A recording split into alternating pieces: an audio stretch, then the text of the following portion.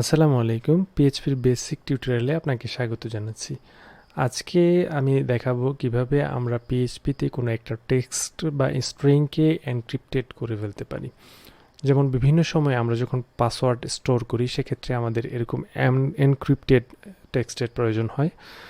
তাহলে চলুন দেখে নিই কীভাবে আমরা সেই এনক্রিপ্টটা করতে পারি। এজন্য আমি আমার যে সার্ভার রয়েছে সার্ভারে একটি প্রজেক্ট ক্রিয়েট করছি। সাপোজ প্রজেক্টের নাম দিলাম এবং এই প্রজেক্টের মধ্যে আমি যেটা করব যে একটা নতুন ফাইল ক্রিয়েট করলাম index.php।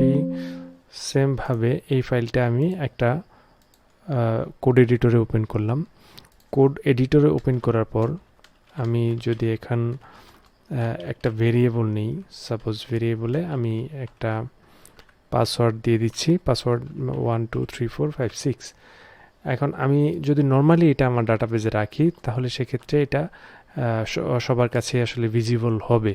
এখন যদি আমি নর্মালি এই যে পাসওয়ার্ডটা আছে এটাকে যদি আমি একটা পাসওয়ার্ড মনে করি, এটাকে যদি আমি এখন ইকো করি সেক্ষেত্রে আমাকে কিন্তু এটা সরাসরি আউটপুটটাই দেখাবে। যেমন আমি যদি ওপেন করি এটা কিন্তু আমাকে 1 থেকে 6 পর্যন্তই দেখাচ্ছে। এখন আমি যদি চাই যে এইটা আসলে নির্দিষ্ট একটা ফরম্যাটে এনক্রিপ্ট হয়ে যাবে, সেজন্য আমাকে একটা পিএইচপির স্ট্রিং ফাংশন ইউজ করতে হবে। তো আমরা যে স্ট্রিং ফাংশনটা ইউজ করতে পারি সেটা হচ্ছে SHA-1।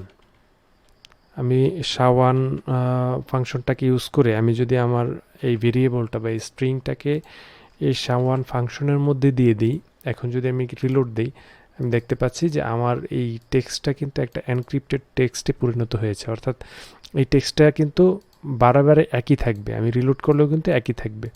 অর্থাৎ আমি যদি চাই যে আমার পাসওয়ার্ডটা সহজে কেউ যাতে বুঝতে না পারে, আমি জাস্ট আমার ডাটাবেস থেকে পাসওয়ার্ডটা নিয়ে এসে আমি শুধুমাত্র কম্পেয়ার করব।